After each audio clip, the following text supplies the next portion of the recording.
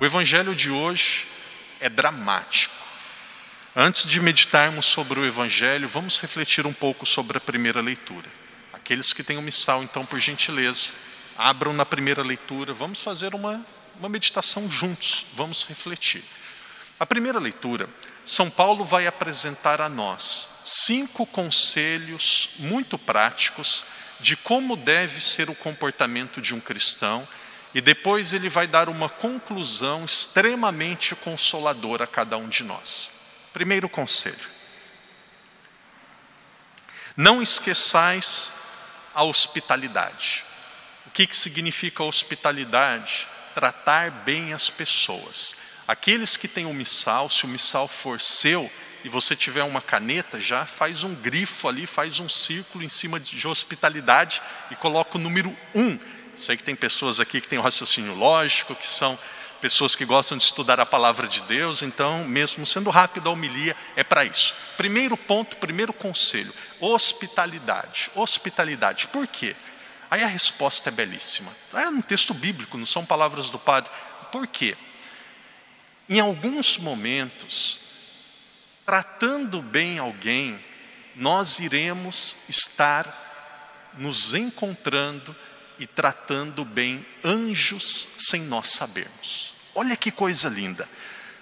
Não esqueçais a hospitalidade, porque graças a elas, alguns, sem o saber, hospedaram anjos. Que coisa linda. Alguns vão dizer assim: padre, como que eu vou hospedar na minha casa? Macau não é fácil. E aqui, se fôssemos levar exatamente como o texto está dizendo, acho que ninguém passaria nessa lição. Ninguém.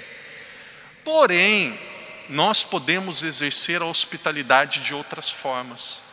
Diariamente entram na Sé Catedral inúmeros turistas. Um dia vocês me cobram. Uma das inquietações do meu coração é: nós deveríamos formar um grupo de voluntários na entrada da igreja, e quando juntasse 4, 5, 6 turistas, em vez de mandar para fora da igreja, do jeito que já acontece em lugares de Macau, em igreja de Macau, tem lugar que acontece isso. Não entra turista, não estou falando de igreja aqui próxima, mas tem lugar que é isso, e tira para fora. Nós deveríamos formar um grupo de voluntários, de pessoas que têm tempo, e aí entrou 3, 4, esse voluntário falando em mandarim ou em cantonês vai dizer: seja muito bem-vindo, essa é a igreja católica, eu posso te apresentar a igreja? Posso te dizer o que nós temos aqui? Posso te dizer como que nós nos organizamos? Aí a pessoa vai dizer que sim, e aí você vai ser um guia turístico, vai dizer a pessoa que tem no altar lateral, vai dizer quem é Nossa Senhora e os pastorinhos, vai dizer quem é, o que significa as velas, vai dizer que o centro da igreja está ali, que é o tabernáculo, e depois, se for possível, você pega um jornal o Clarim em chinês e dá para a pessoa. Muda ou não muda as coisas? Quem é o principal responsável em fazer isso? Seguramente é o padre. No meu coração tem essa inquietação. Nós não podemos levar pessoas para a nossa casa, mas se nós quisermos levar a palavra de Deus a sério, e aqui entra o grande risco: entra na igreja de um jeito e sai do mesmo. Não, a palavra de Deus tem que nos provocar, e o que eu estou dizendo para você isso me provoca muitas vezes. Hospitalidade. Nós devemos fazer algo. O que nós devemos fazer? Cada um vai pensar, e aqui seria algo muito concreto. Por quê? Olha as palavras de São Paulo. Porque às vezes nós vamos estar recebendo uma pessoa disfarçada de quê? De anjo. Às vezes é um anjo que nós estamos encontrando. Primeiro conselho prático: hospitalidade. E aí depois o texto continua: lembrai-vos. Tem gente que vai dizer assim: padre, hospitalidade é difícil. Vocês vão ver ficar difícil agora. Hospitalidade. Segundo, lembrai-vos dos. Isso, lembrai-vos dos. O texto diz, é só ler. Lembrai-vos dos prisioneiros. Lembrai-vos dos prisioneiros, como se estivesses presos com eles. Veja, se você estivesse preso, gostaria que alguém fosse visitá-lo ou não? Ou senão a gente começa a brincar de ser católico. Senão a gente começa a brincar de ouvir a palavra de Deus. Desculpa a seriedade. Ou acredita ou não acredita. O padre... Não é o padre não, é a palavra de Deus. Às vezes, a suavidade de Paulo parece que deixa as palavras não terem tanto peso como ela poderia ser. Parece que até um toque assim de ironia para nos acordar. Aqui, lembrai-vos dos prisioneiros. Por que nós devemos acolher bem? Porque às vezes estamos acolhendo anjos sem saber. Hospitalidade, 1. Prisioneiros, 2. 3. Lembrai-vos dos maltratados.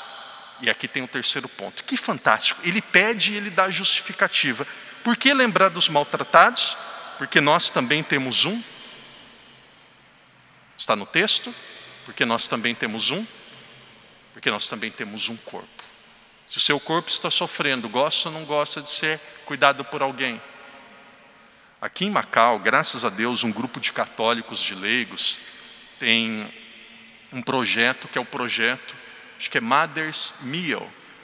Então porque aqui cada vez está mais difícil de ter leite em pó para criança. Às vezes tem pessoas que atravessam a fronteira, entram numa farmácia e falta comprar até o farmacêutico. Pega e quase leva de carreta para baixo, para casa. Então às vezes falta. Então esse grupo, eles têm um estoque em uma casa de leite em pó. E aí tem muitos filipinas que têm criança pequena e não tem condição de ter leite em pó.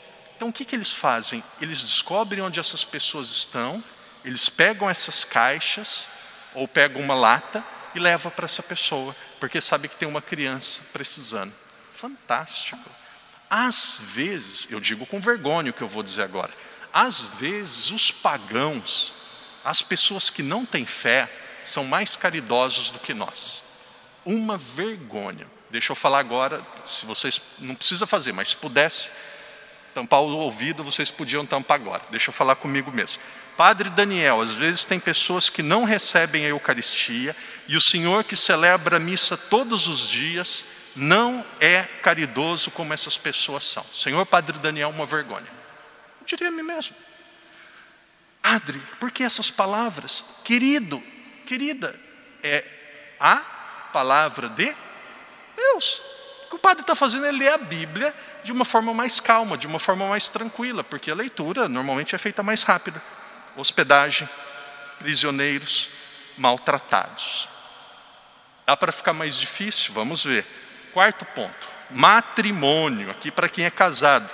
Para quem é solteiro ou para quem é consagrado a Deus também dá para se encontrar aqui. O matrimônio seja honrado por todos e o leito conjugal sem mancha. Viver honestamente. Casou, viva decentemente, sem mancha. Por quê? Porque Deus julgará os impuros e os adúlteros. Quem é padre é padre. Quem é solteiro é solteiro. Quem é casado. Viva bem aquilo que escolheu, aquela vocação que foi chamado. Vida dupla é a pior coisa do mundo, porque gasta tempo, gasta energia. Você pode enganar algumas pessoas por algum tempo, ninguém engana todo mundo o tempo todo. Então a pessoa ela se acaba. Então o texto é muito claro. Aqui está falando sobre vocação, está falando sobre o matrimônio. E aí, Paulo, para terminar, agora ele começa, o padre vai ficar meio do lado, vamos ver se dá para perceber. Agora ele vai começar a mexer no... Tem uma parte da calça, qual que é o nome? Ele começa a mexer no bolso. Então vamos lá. Agora começa a mexer com dinheiro, outra parte que também não é muito fácil. O vosso modo de proceder seja desinteressado, contentando-vos com o que possuís, porque Deus disse, eu não te abandonarei, porque Deus disse. E aí ele vai continuando. Que o vosso modo de agir seja desinteressado. Estais satisfeitos com o que possuí. 5 lições. Vamos voltar para a nossa casa refletindo sobre cada uma delas. Primeira, hospedagem. Segunda, prisioneiros. Terceiro, com aqueles que sofrem. Quarto, a nossa vocação. Aqui fala especificamente do matrimônio, mas a nossa vocação. E aqui o quinto, não só em relação ao dinheiro, as coisas que fazemos. Nós fazemos gratuitamente para sermos vistos só por Deus ou fazemos esperando alguma coisa em troca? A palavra de Deus é profunda ou não é? A palavra de Deus deve nos provocar. A palavra de Deus deve mexer com o nosso coração. Essa é a minha missão como padre. A palavra mexeu a tarde toda com o meu coração e agora tem que mexer com o coração de vocês. Brevíssimo comentário sobre o Evangelho. O Evangelho é um drama. Nós ouvimos a situação de João Batista, corta o nosso coração. João Batista ele tinha uma vida profundamente confortável.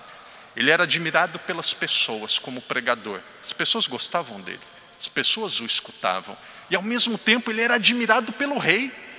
Porque o rei também gostava de ouvi-lo, gostava de estar na presença dele. Imagina, tem vida mais confortável? Admirado pelo rei, admirado pelo povo. Ótimo. É quase que uma unanimidade. Quase como era o Cristiano Ronaldo há pouco tempo em Portugal. Unanimidade, todo mundo gostava. Não todos, mas muita gente, quase todo mundo. E aí vem o problema. O rei Herodes, ele tinha um irmão. E esse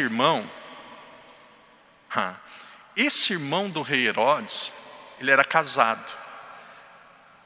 E a mulher do irmão tinha um relacionamento extraconjugal com o rei. E aí chegou em uma festa do casamento, Herodes ouviu a verdade. João Batista colocou o dedo na ferida. Herodes, a mulher que você está vivendo escondido não é sua, é mulher do seu irmão. Você não pode fazer isso, isso é adultério.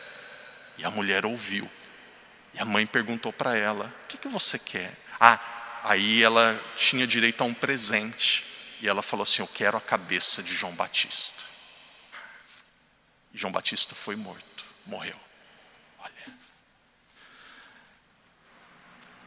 Algumas vezes na nossa vida, nós vamos precisar escolher entre a verdade ou salvar a nossa pele.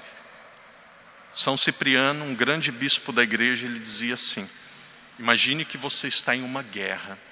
Se você luta, combate, vence a guerra, quando você volta para sua casa, você volta alegre, feliz. Por quê? Porque você venceu.